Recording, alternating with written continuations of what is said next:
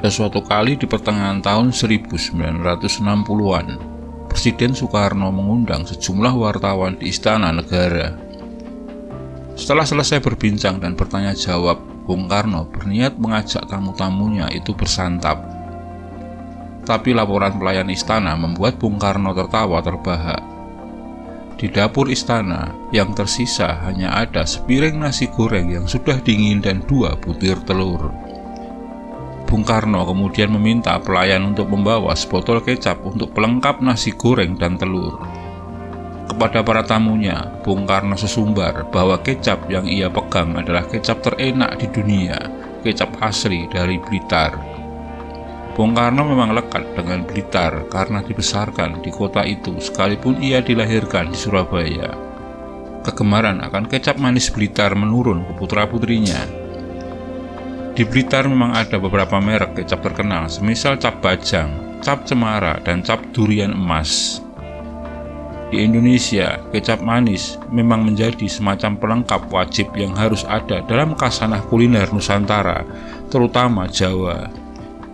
Rasanya yang manis dan gurih membuat kecap manis menjadi penyedap kudapan seperti bakmi, bakso, somai, batagor, bubur ayam, maupun gado-gado.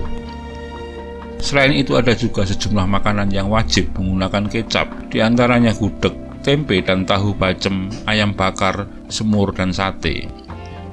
Tapi kecap sesungguhnya bukan asli produk budaya bangsa Nusantara. Lantas bagaimana asal-usulnya? Video ini akan sedikit berkisah tentangnya.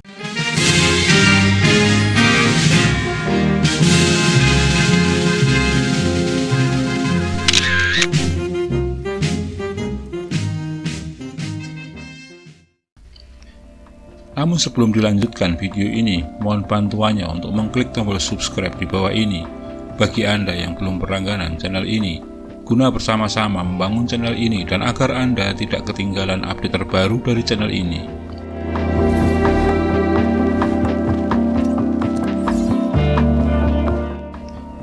Kecap sejatinya memang bukan produk bumbu penyedap asli Nusantara. Kecap diperkirakan sudah ada sejak 300 tahun sebelum Masehi. Di era Romawi, ada bumbu cair semacam kecap yang diberi nama liquamen. Bangsa Romawi menggunakannya sebagai penambah rasa makanan. Liquamen terbuat dari semacam petis teri, cuka, minyak, dan merica. Kecap Romawi ini memiliki rasa yang hampir mirip dengan kecap buatan bangsa Cina. John Locke, filsuf asal Inggris, menulis catatan soal sayur, saus kental dari Asia Timur pada tahun 1679. Perusahaan dagang Belanda VOC lah yang pertama kali mengangkut bertong-tong soyu dari pelabuhan Deshima, Nagasaki, Jepang ke Batavia di Hindia Belanda. VOC menyebut komoditasnya itu dengan soije. Tapi hampir semua ahli bersepakat asal kecap adalah Tiongkok yang disebut dengan Jiangyu. Orang Cina sudah mengenal ramuan mirip kecap itu sekitar abad ketiga. Sejak sekitar tahun 1690-an, bangsa Cina mulai mengenalkan modifikasi baru dari Jiangyu yang dinamakan dengan kesiap. Pembuatan kesiap pun mulai memakai kacang kedelai hitam sebagai bahan utamanya. Kesiap juga dibawa kala bangsa Cina berekspansi dagang ke Asia Tenggara seperti ke Semenanjung Malaya, Thailand, Filipina, hingga Indonesia. Pada mulanya para pedagang Cina tersebut datang ke Indonesia membawa berbagai barang yang akan ditukar dengan berbagai hasil bumi dan olahan khas Indonesia.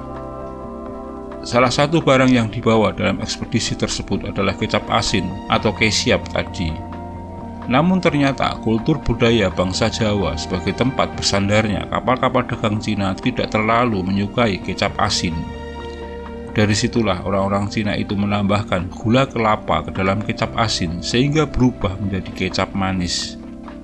Dari sinilah lahir kecap manis yang disesuaikan dengan lidah masyarakat Jawa yang doyan cita rasa manis.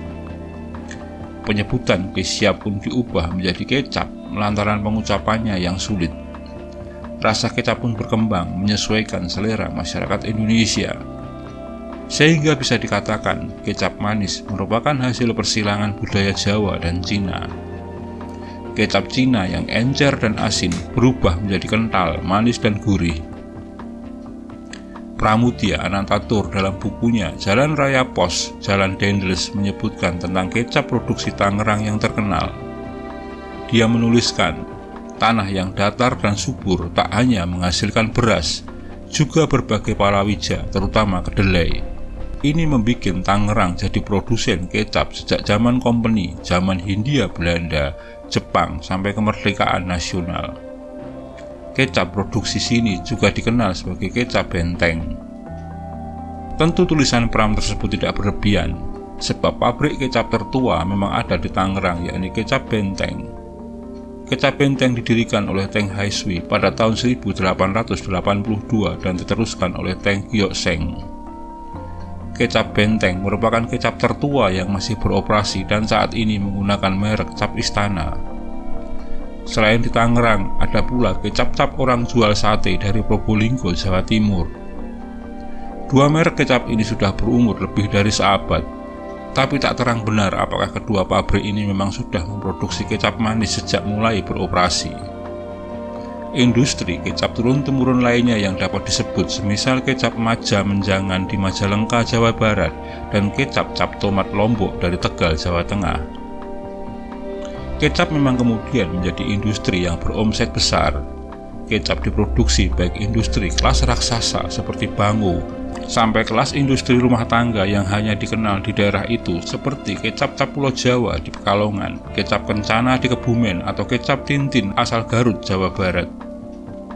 Almarhum Bondan Winarno, seorang ahli kuliner Nusantara, pernah menulis soal kecap manis bertajuk Kecap Manis Pusaka Kuliner Nusantara.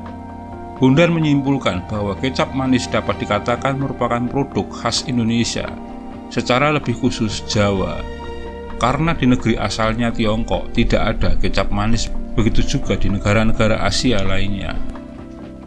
Sementara di Malaysia memang ada 1-2 perusahaan kecap yang memproduksi kicap lemak manis seperti Cap Jalen, Cap Kipas Udang, Adabi, dan Mudim. Tapi berbeda dengan yang ada di Indonesia, kecap manisnya kurang kental dan kurang hitam. Segmen pasarnya juga terbatas. Dapat diduga perusahaan-perusahaan Malaysia itu hanya meniru kecap manis di Indonesia karena Malaysia memang tidak punya sejarah kuliner terkait dengan kecap manis. Demikian sekilas tentang sejarah kecap manis. Terima kasih telah menyaksikan video ini hingga selesai, semoga bermanfaat. Dan sekali lagi, jika Anda berkenan, silakan subscribe, like, komen, dan share untuk teman-teman Anda.